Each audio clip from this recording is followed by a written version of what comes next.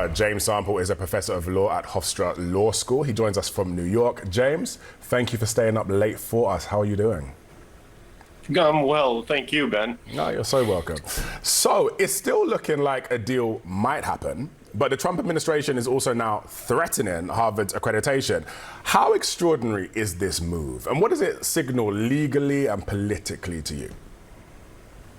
I think that's a really good question, Ben, and I think that legally, I don't know that a lot has changed over the last month. I think politically, what we're seeing is some performative posturing. I think there are parallels to be drawn between this circumstance and the on-again, off-again threats that we've seen in the tariff context, except the key distinction here, of course, is that not that tariffs are not important and the world economy and marketplaces are not important. They certainly are. But here we're talking about individuals and students and their civil rights and, frankly, a tremendous amount of fear and uncertainty surrounding their short and medium-term future. I think what is happening here is clearly that the Trump administration feels that the negotiations, which both sides in recent weeks had said were going relatively swimmingly, have hit a bit of a stalemate. And one thing that we have seen time and again from Trump and from the administration is that he is not hesitant to make sweeping, broad, and sometimes bombastic threats against those he's negotiating with, perhaps as a tactic. Oh, yes. And apparently all of this is happening because of claims that Harvard has violated student visa rules and failed to expose ties with foreign governments. So do you think that Harvard is in the wrong here? And have we seen this level of federal action ever before?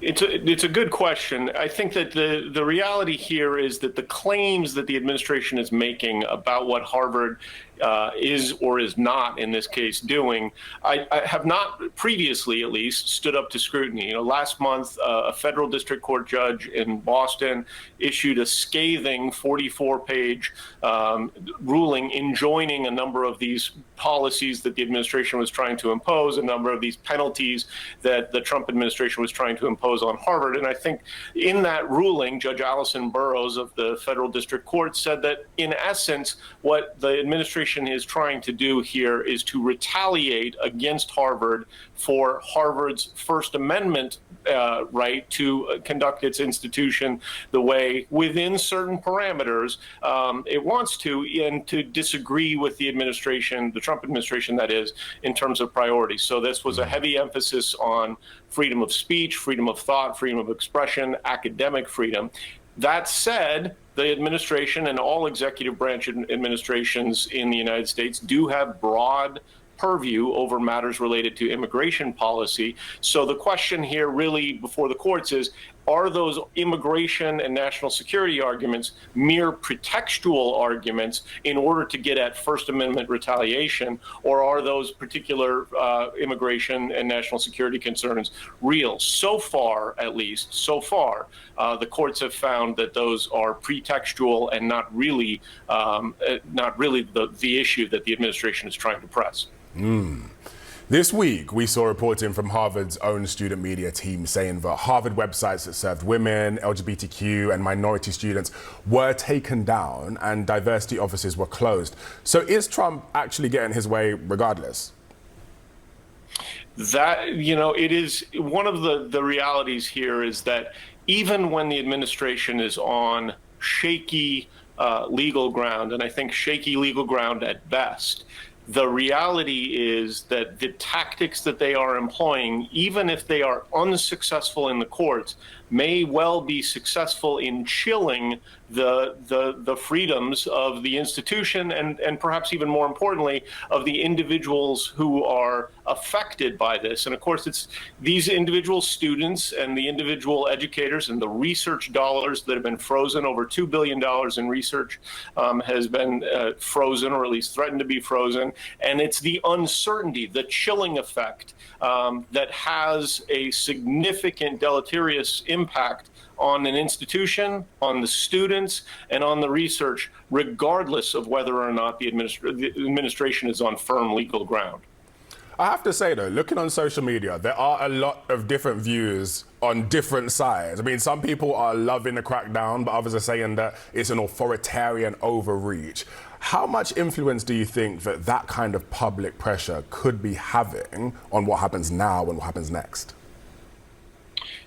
You're right that opinions differ, and I think that it does have a lot of influence, particularly in the sense that the reactions that you see that are praising this crackdown, I think, are the kinds of reactions, and they're coming from the particular constituencies that Donald Trump is typically most responsive to. You know, an attack on one of the world's leading academic institutions plays right into the anti-elitism that is core to the mega base. I mean, they eat this up.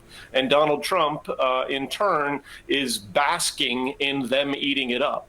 On the other hand, you have other institutions who look at Harvard and what Harvard is going through and saying, if this can happen to Harvard, what about us? Are we next? And so I think that there is a groundswell of support from other academic institutions and from the legal community for the position that Harvard has been placed in. So you're right. There is, you can find several sides to the story, to the argument. It's not just two sides, but I do think that the particular constituencies that the administration is listening to, they are very much in favor of this, because you can't get much more anti-elitist than taking on Harvard University. Well, let's go a bit further with that, and just quickly on this. If this accreditation threat does actually go ahead, what are the real-world consequences? And not just for Harvard, but for international students, for research, for the wider academic ecosystem in the US. Everything's going to change, right? Well, I think, yes. The reality is that the accreditation will not be revoked, even if the accreditors and the administration doesn't have the authority to revoke accreditation. They can make referrals to the accrediting agencies, but the accrediting agencies are not, in fact, government agencies, and they operate independently. So, and even were the accrediting agencies to take this seriously, we'd be talking about a years-long process, 2027 at the outside, at the earliest, really. But the consequences in terms of downstream research, you know, if medical research is frozen and it's frozen partway through, if scientific research is frozen partway through, if students are afraid to enroll in United States universities from foreign countries because they're not sure how they'll be treated and whether or not their visas will be revoked, those are really serious real-world consequences. Learn a lot from that. James Sample in New York. Thank you so much. Appreciate it. Okay.